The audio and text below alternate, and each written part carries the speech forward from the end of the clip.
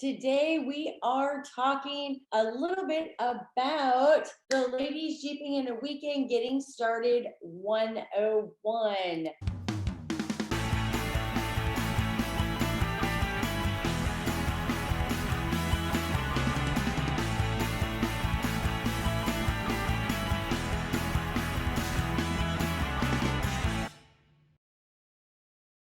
Without further ado, we're going to jump in and get started. We are getting ready to get out there to enjoy our Jeep even more. We are going to be working through just a couple pieces in our May educational training class.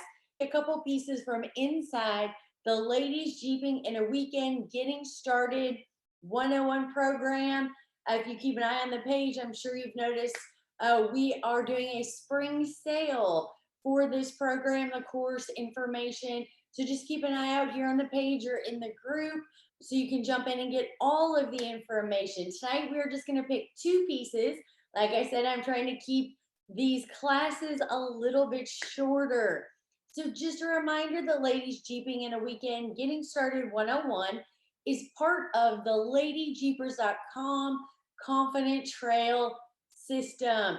This is exclusive to LadyJeepers.com, and it is set up to work through building confidence in all aspects and levels for you and your Jeep. We're going to jump right in and get started. Like I said, I feel like it's spring. We're moving into summer, beautiful weather, wanting to get out there, going to new parks, events, or meeting up for trail rides. Today, the first piece we are going to start with is how to be prepared when you get to a new park, an event, or to a trail ride that you are going to be attending.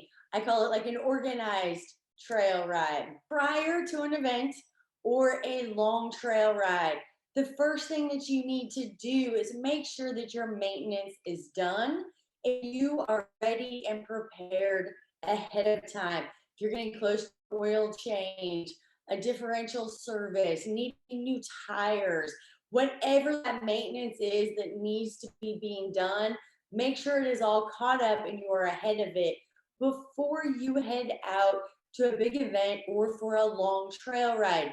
This is going to help to set you up for success in a great time.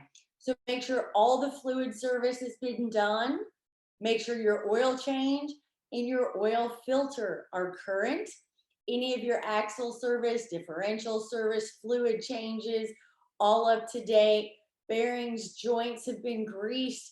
Kind of go through and do a once over on any parts and pieces of your Jeep that need to be addressed before you head out on the trail. Check over your Jeep for any leaks or damage. Make sure to examine the undercarriage as well. So just put eyes everywhere on your Jeep before, this is prior, so that you'll have time if anything comes up to make sure to get that addressed and handled before you are out on the trail.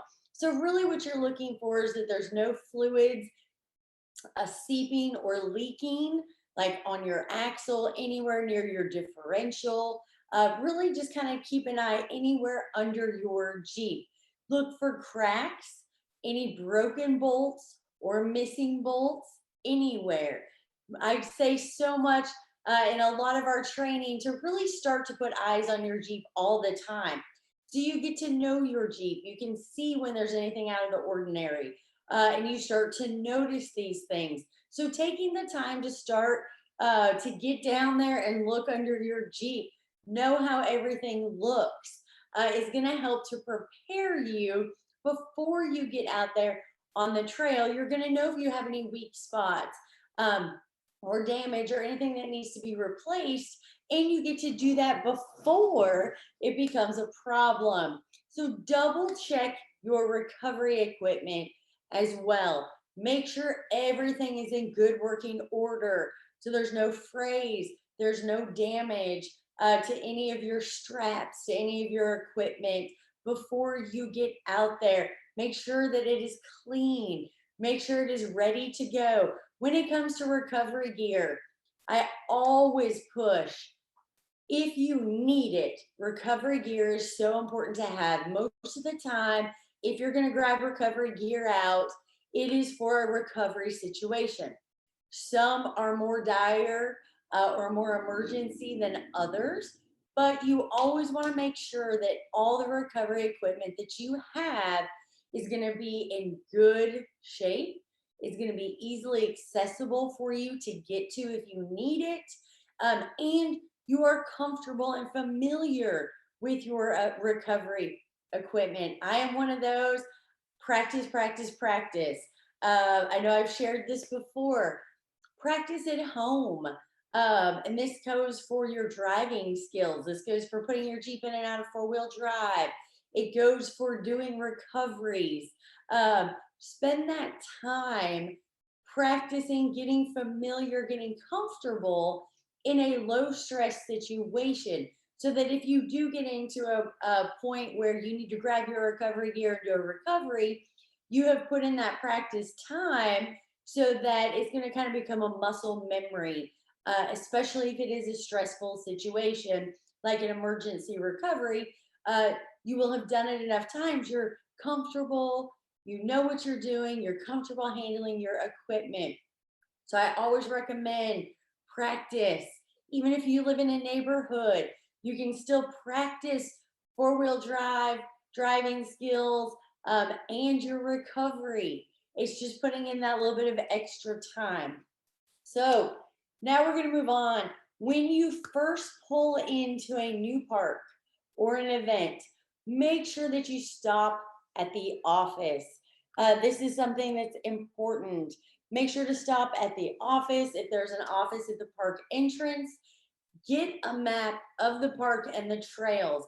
Even if you are not leading or tail gunning or mid, so you don't have any responsibility on the ride that you're going to be going on, make sure that you get a map of the park so you know where the trails are laid out, you know where you're going to be going. And this is something I feel like is really important because all parks are so different, all trail systems are so different. Ask and understand the ratings and markers inside this park. We go in depth a little bit more tonight. I'm keeping it a little bit shorter. But so when you talk about like Forest Service, national parks, they're going to have different markers for their trails versus some of the off-road parks that are specifically like private off-road parks. Their markings, their ratings may be different. So always ask so that you can understand what you're looking for. So I always ask, you know, well, I assume green's going to be the easiest, blue is intermediate, and black is going to be the hardest. And then I ask them, you know, what are these trails kind of like here? I've never been here to this park. What are your green easy trails like compared to what makes it an intermediate trail? You know, are there any restrictions in any of the park areas? Some parks don't allow the side by sides, four wheelers, dirt bikes on particular trails.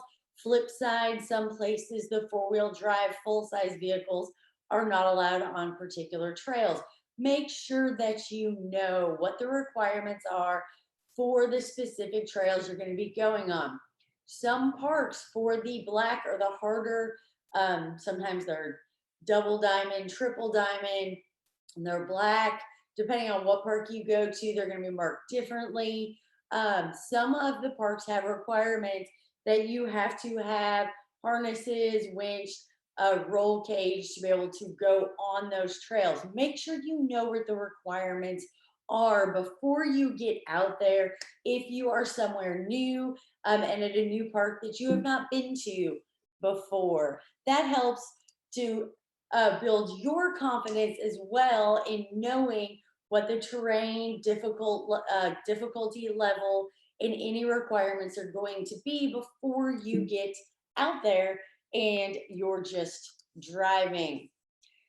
Another thing to ask, especially if you are in a private off-road park, is what is the emergency protocol for this park?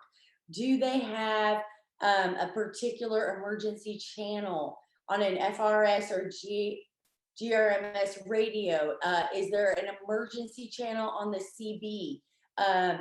I know, like one of the parks we went to in Texas, because they did have cell phone service throughout the entire park. They will give you the number directly to the front office where there's somebody always there manning the phone while the park is open. So that way, if there was an emergency, you could call up to the front office and somebody will answer. So just know, we always hope we never need this, but this is one of those be prepared, ask the questions. And I always say, when you start to over prepare, you have the things that you don't need, you're not going to need them. So always ask before you start to head out. Another thing to think about is asking, what are the current trail conditions? Has it been wet? Has it been raining?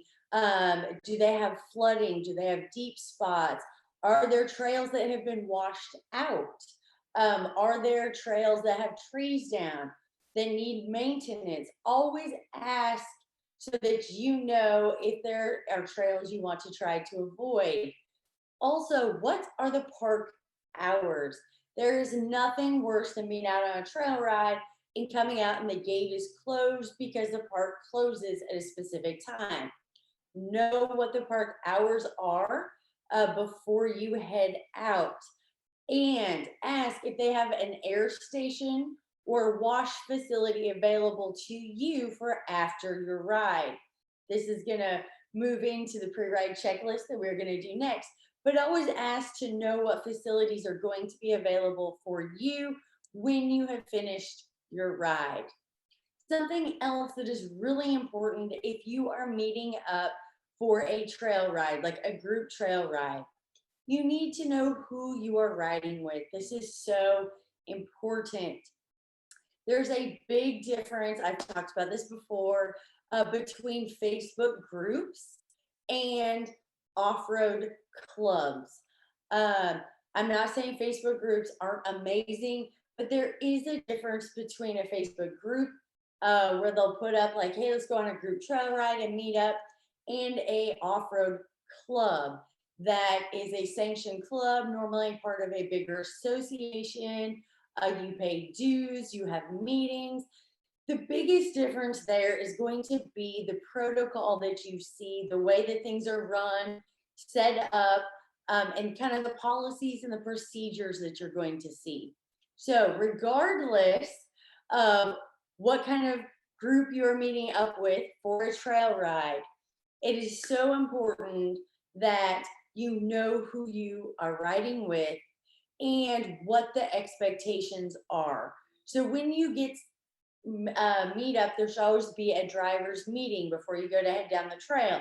This is where these are the questions that you want to kind of run through in your mind. These are going to help to ensure that you are on the best trail ride for you, that the expectations match and meet what you are looking for and the level that you are at, to ensure that you have a great time and enjoy every minute out there on the trail, because that really is what this is about. So, the first thing is, do you know the people that you're riding with personally? Like, are these friends? Are these people you've trail ridden with before? How do you know these people? Are these people you're just meeting for the first time? Always ask what level of trails they're planning on riding for the day. So, are they planning on doing easy trails, intermediate trails? Do they want to do the harder trails? Always ask that up front so that you know what that expectation is and you can feel if that's going to be the right fit. Because if you show up, you feel like it's going to be an easy trail ride, easy trails, you're kind of going to just cruise, have lunch, have a great time. You ask that question, and they're like, oh, well, we want to run the black trails, which are the hard trails, the advanced trails. That gives you the opportunity then to think through if this is going to be the best choice for you for right now, for today. And it gives you the opportunity to know what the expectations of the other people who are on the trail ride with you are as well. So let's say they're like, oh, this is going to be an easy trail ride. We're only going to do the green trails. They're all supposed to be really easy. We're going to stop for lunch. We're going to a scenic area. So it's kind of an excursion. Always ask. So, what is the expectation if they get off track on the trail? So they make a turn and all of a sudden they're on an intermediate trail. It gets more difficult or people are not comfortable. What is their expectation? What is their plan if that situation were to arise? Whoever you're riding with, normally you have a lead who is going to be in charge. They are responsible for the trail ride, they're responsible for every person on the trail ride. And they're the ones who really are going to have all these things mapped out. They're going to know the level of trails you're going on, what trails you are going on. They should have an emergency plan if they needed to get back faster, sooner, um, if they need to turn around, how they're going to address if anything comes up. Then another question is, what tempo or speed do they want to be driving at? So, is this going to be a nice slow pace ride? Or do they want to be covering a lot of ground? So you're going to be running at a higher speed. These are things you need to know again to set the correct expectations. You want to ask, where is the starting and ending point, just so you have a general idea of direction. How long is the expectation for the trail ride? I always tell all the ladies when we were going out on a trail ride, all right, so we're expecting a 2.5 hour trail ride. Always plan for it to be a worst case scenario. And I would say before you head out on a trail, you need to plan that it is an all day. So if something were to happen, you have enough water, snacks, whatever it is that is going to help to keep you comfortable while you are out there, in case somebody breaks, in case somebody gets stuck, in case it takes longer than what was expected. That way you are always prepared. So mentally, before you head out on the trail, you're like, okay, it's gonna be about a 2.5 hour trail ride. I should be back at noon. But before you head out, mentally make that decision that, hey, you know what?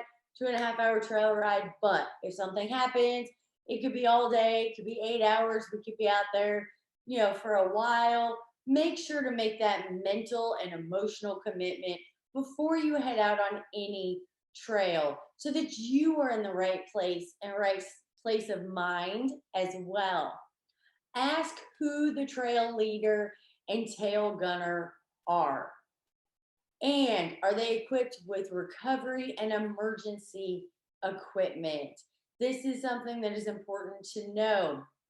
I always recommend that the first things you get in your vehicle are recovery equipment and emergency first aid kit, fire extinguisher. You always have that in your vehicle. But make sure to ask whoever is leading the trail and tail gunning. Those are going to be the two people who are responsible for where your trail ride goes, how the trail ride goes, and anything kind of in between.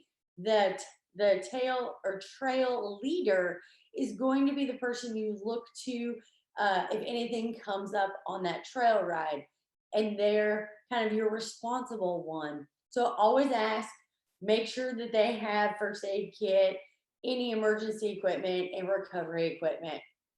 I feel like this is important to ask. What are their rules on conduct for the trail ride?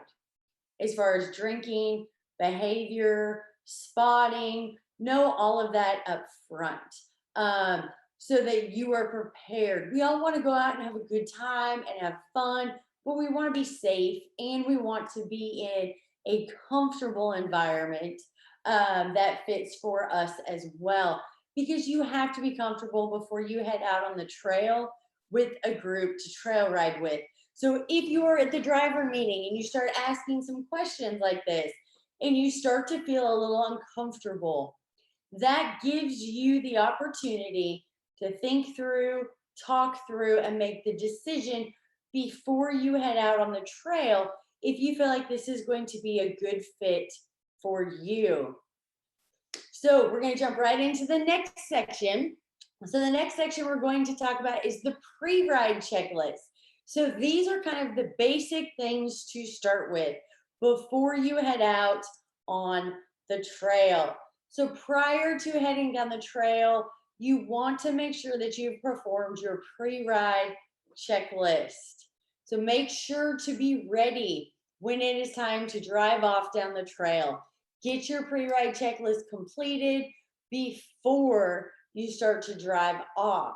I always recommend, if your trail ride is supposed to start at a specific time, say 9 a.m., make sure that you have performed your pre-ride checklist. You're all ready to go, so that no one is waiting on you when the trail ride is getting ready to pull off.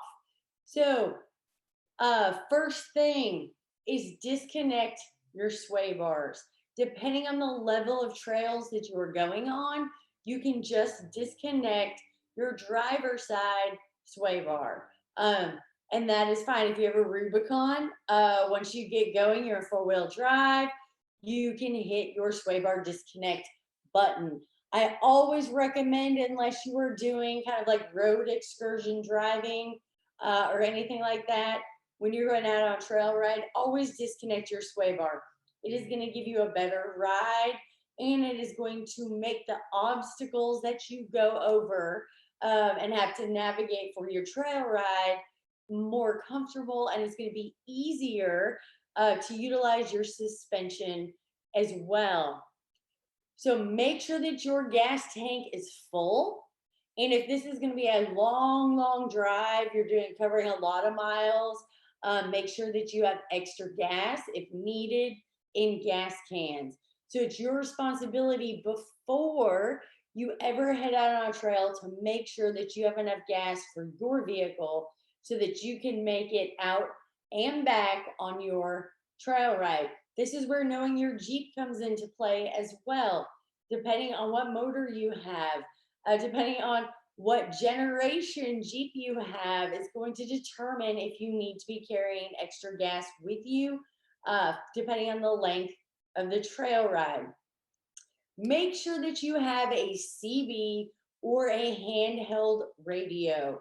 And also make sure that it is on the correct channel for your ride. That is another question you'll ask at your driver's meeting, is what CB channel or a handheld radio, like a FRS radio, is going to be correct for that trail ride. You already know who you are riding with because you have asked your questions. Make sure that your recovery gear is accessible to you if needed. So make sure that you have not packed your recovery gear in the bag and pushed it up in the back of the Jeep and put a cooler in front of it and other things in front of it, so that if you had to get to it, you're going to have to unpack all those things to be able to grab your recovery bag. Make sure that your recovery bag or your recovery gear is somewhere that it's going to be easy to get to if you need to quickly get to it to grab anything. On that note, though, make sure that everything in your Jeep is secured. It is tied down, that nothing can be bouncing around. And heaven forbid, if there were to be a rollover, you don't want anything that could be free in your vehicle that could either fly out to hit someone or fly forward and hit you with the loose things in your vehicle. So make sure to take the time to kind of go through, have a good plan. You can use ratchet straps, bungee cords. There's different boxes that you can actually mount in your Jeep, but make sure you have a plan on how everything is going to be secured so nothing can be bouncing around or become a projectile as you are driving and on the trail. Also, before you head out on your trail ride, you need to air down your tires. Again, this is going to be determined by knowing what type of terrain and obstacles you're going to be driving on. If you are on an excursion where you're going to be on road and then maybe dirt roads, gravel roads, on road, you're not going to air your tires down. If you're going to be on easier level trails where there's not going to be a lot of rocks, stumps, different terrain and obstacles like that, you're not going to have to air down as much. I always recommend airing down your tires if you're going out for a trail ride.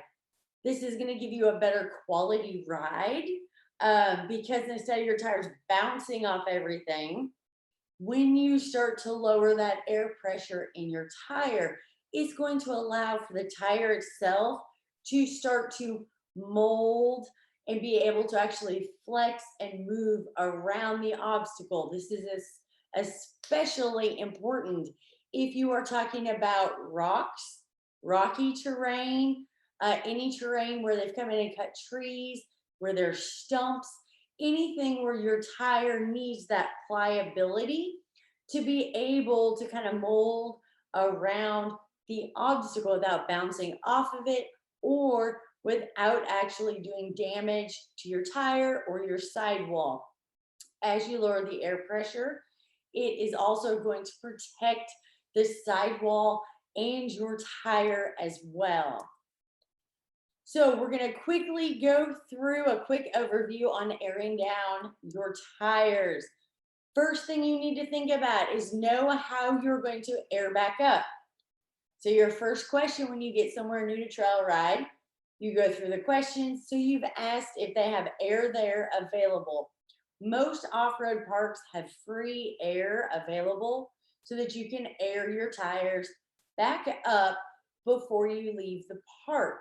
Now, excuse me, if you were on Forest Service roads, national forests, different kind of places like where you're going out excursion riding, you need to know where you're going to air back up before you air down.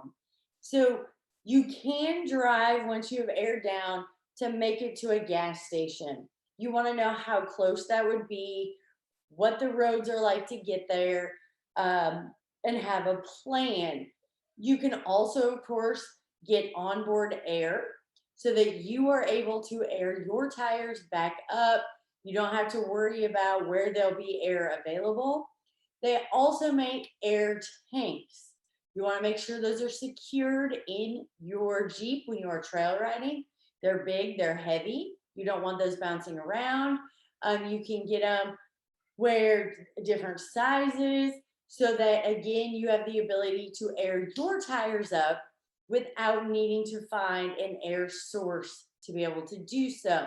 But before you decide to air down, ask the question, how am I going to be able to air back up? So have a plan.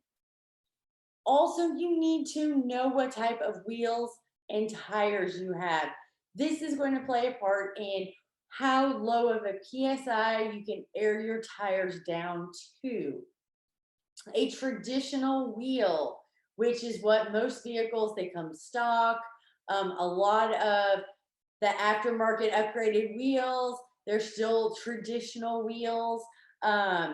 For those, you really don't want to air down below 12 psi. I always err on caution. I always tell all the ladies at our events not to air down below 15. The reason being, when we're talking about a traditional wheel, what it means is when that tire is mounted to the wheel, the air pressure, I don't know if you've ever seen a tire mounted, the air pressure, when it kind of pops on there, the air is actually what holds the tire to the wheel and seals it.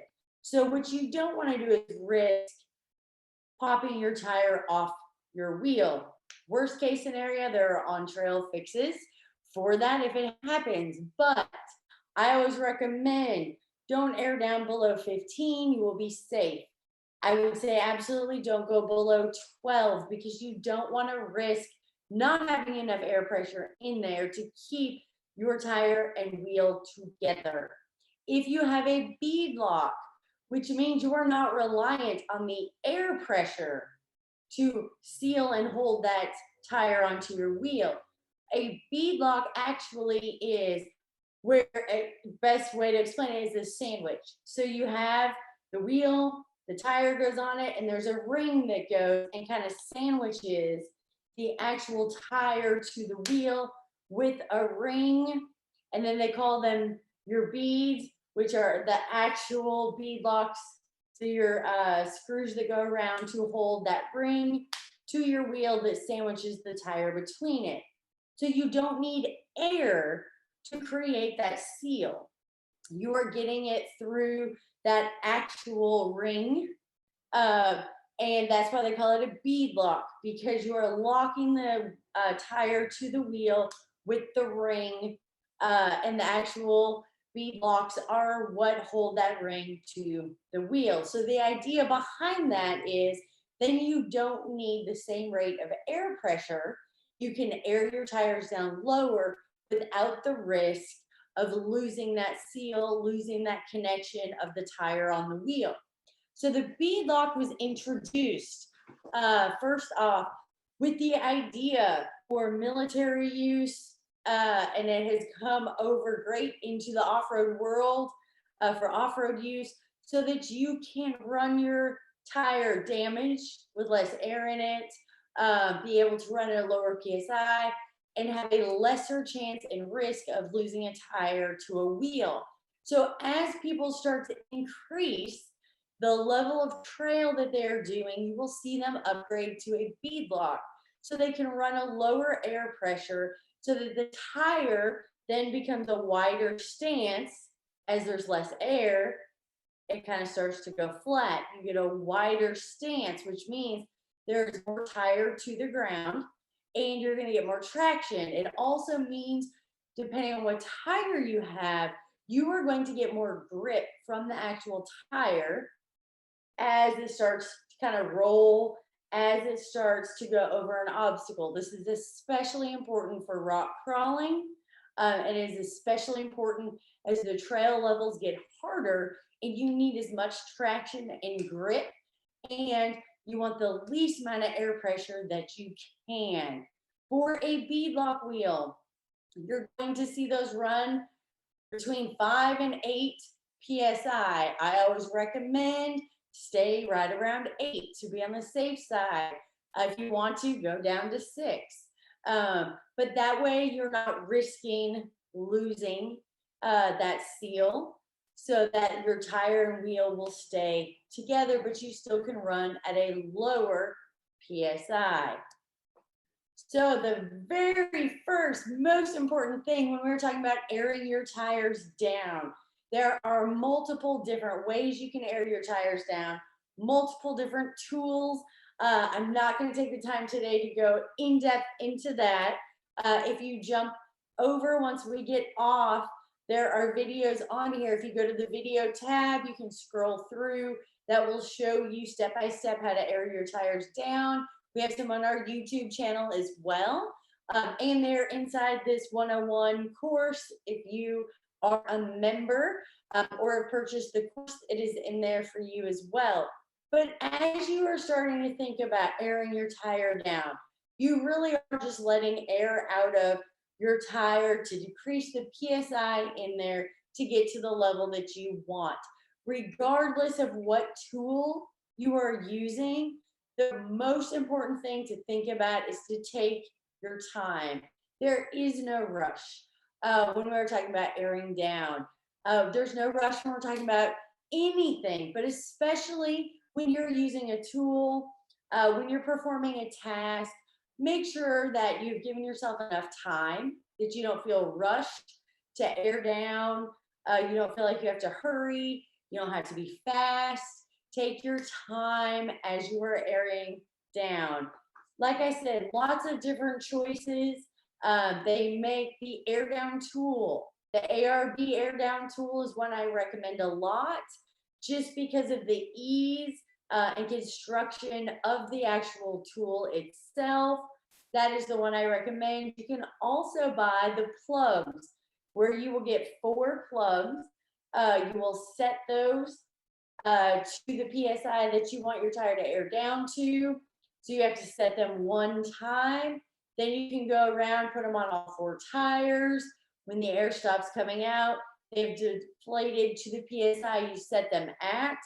Always make sure that you use your air gauge and double check if you are using the plug system so that you know you are air down correctly and that all four tires match.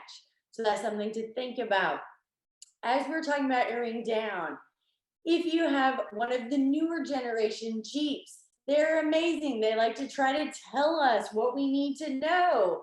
You're gonna notice once you air down to go trail riding that your air light's gonna come on.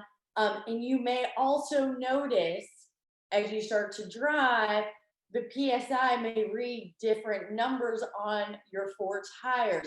That's why it's so important to use your air gauge and actually check for yourself.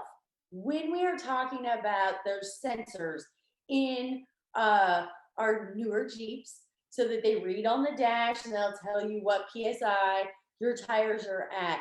Keep in mind, this is for airing down and airing back up. Use your air gauge, check them yourself.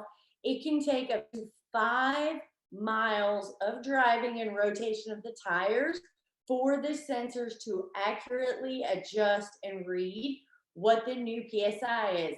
And that is not at a slow speed on the trail. That's 5 miles of driving down the road to get those to recalibrate.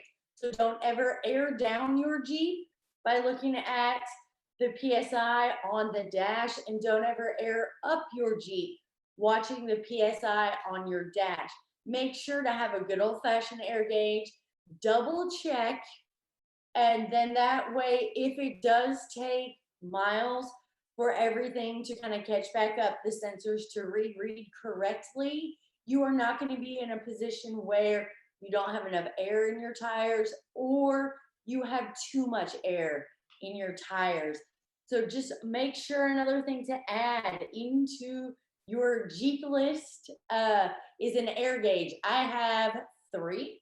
I have one in my glove box, I have one in my center console, and I have one in my little tray that flips up in the very back of my JKU, so that I know if I need to grab one, that I will always have one accessible. And if one happens to go missing, I know I have 2 others. So think about, those are some things that can make a big difference to have in your Jeep for you. And again, it's kind of old school. You can't always trust the technology and the computers. So you want to make sure you're doing your due diligence and not relying on that as well. Once you have aired down, the biggest thing to think about is that you do not want to take corners really tight, and you don't want to take corners at high speeds once you are aired down.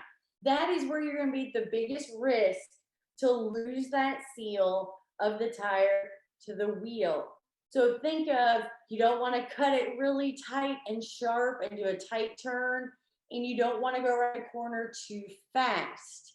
Those are the couple things to think about once you are aired down. If you needed to drive a couple miles aired down to a gas station to fill up, just keep that in mind. And remember, you don't want to drive at interstate speeds while you are aired down. You want to stay at a slower speed. So again, a couple miles to a gas station if you need to air back up after a trail ride.